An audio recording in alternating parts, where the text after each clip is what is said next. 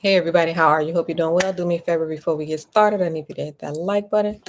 If you are not a subscriber, I need you to do me a favor, hit that subscribe button and notification bell next to it so that you will not miss an episode.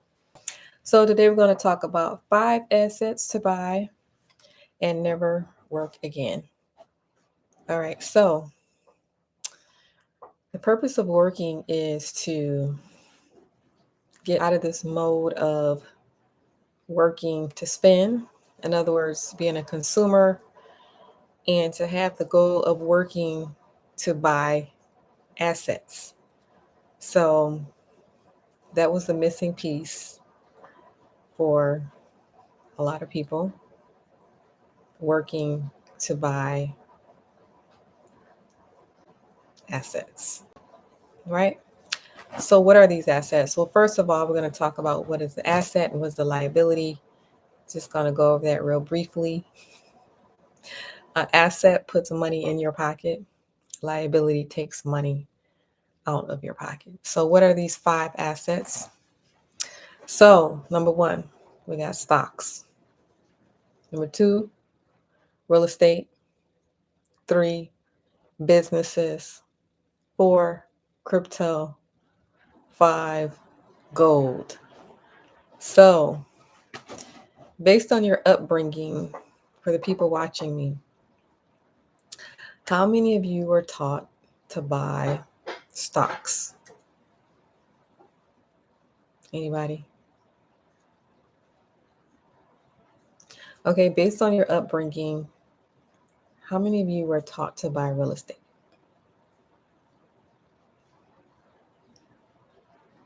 All right, based on your upbringing, how many of you were taught to buy businesses?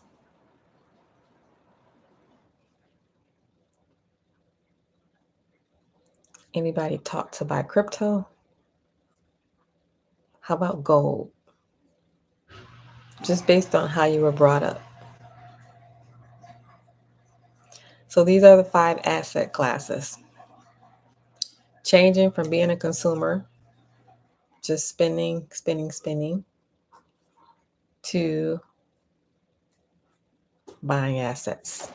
And just to repeat again, stocks, real estate, businesses, crypto, and gold. All right.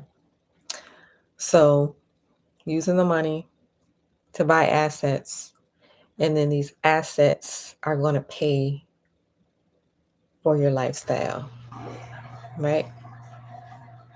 So you're making money to buy assets.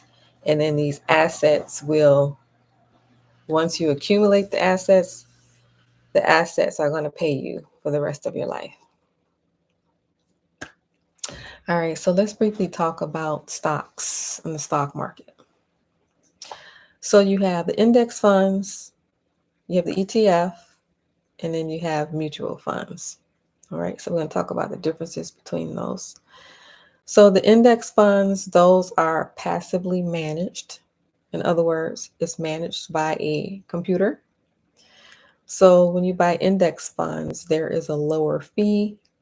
With the index funds, you get exposure to things like the S&P 500, which are the top performing 500 companies.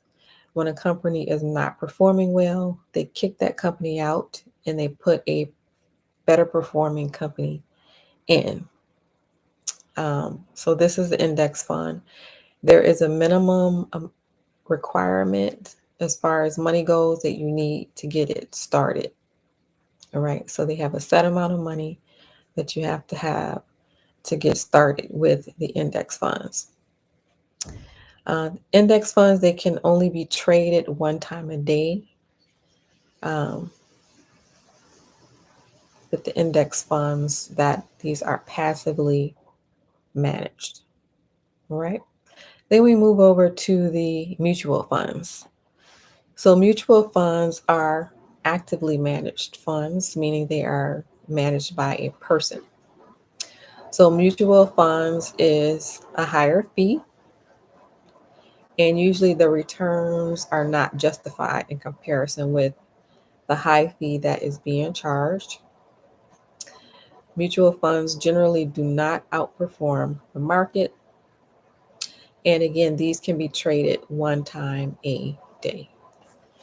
So you have the index funds, low fees, passively managed, versus the mutual funds, high fees, actively managed by a person. Then you have your ETF, which is a hybrid between the two. This can be either passive or active.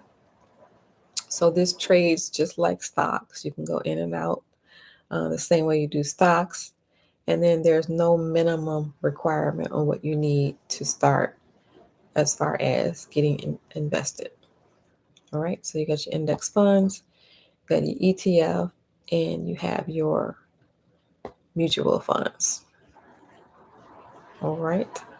So, like I said, as far as mutual funds go, mutual funds is the highest fee, and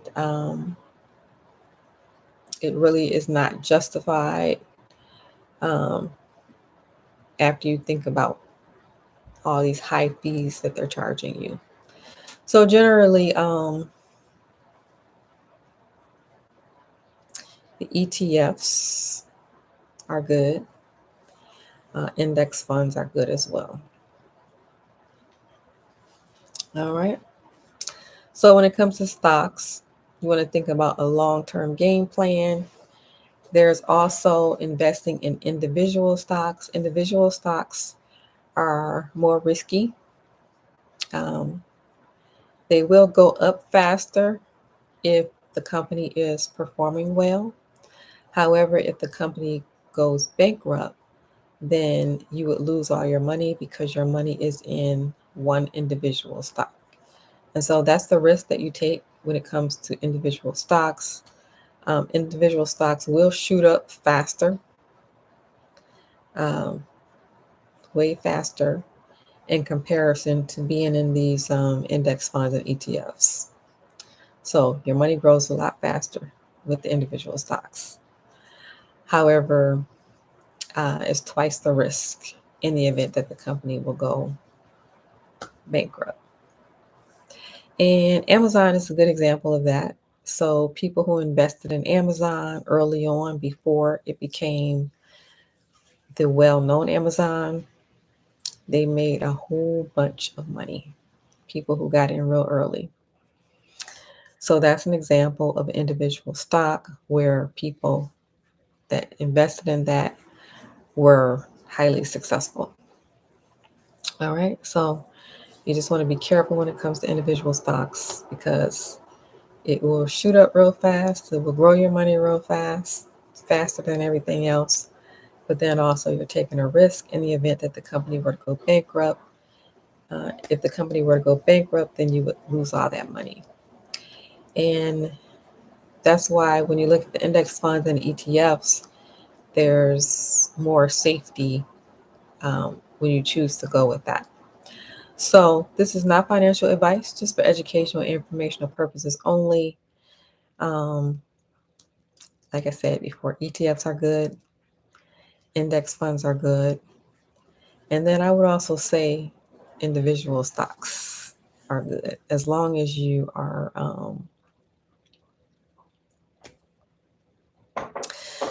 not putting all your money in individual stocks, you know, but doing some sort of combination is good. So generally, when you hear advice about investing, most people are going to tell you to stay away from individual stocks because of that risk. Um, However, individual stocks is what's going to grow your money the fastest. All right. So take what I'm saying with a grain of salt. Um, and then just think about some of the different paths when it comes to investing. You have your individual stocks, you have your index funds. Index funds provide more safety. You have the ETF. ETF provides safety. And then you have the mutual funds, which is overcharging you.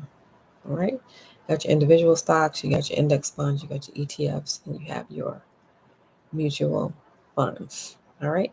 So that's the one asset class, the stocks, real estate, businesses, crypto, and gold.